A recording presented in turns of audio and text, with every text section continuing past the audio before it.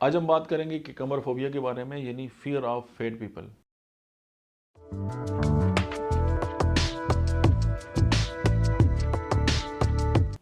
अब जो ये कॉमन फोबिया है, लेकिन बहुत कम जो है वो लोगों के अंदर जो पाया जाता है, और इसमें मुब्तला जो शख्स है उसको ये एहसास होता है कि ये जो मोटे लोग होते हैं ना, इनसे जो है वो कि ये कोई डरानी और कोई बड़ी ख़तरनाक चीज़ होती है, और ये जो लोग हैं उसके लिए जो है वो कोई मतलब है कि ज़र साबित हो गए।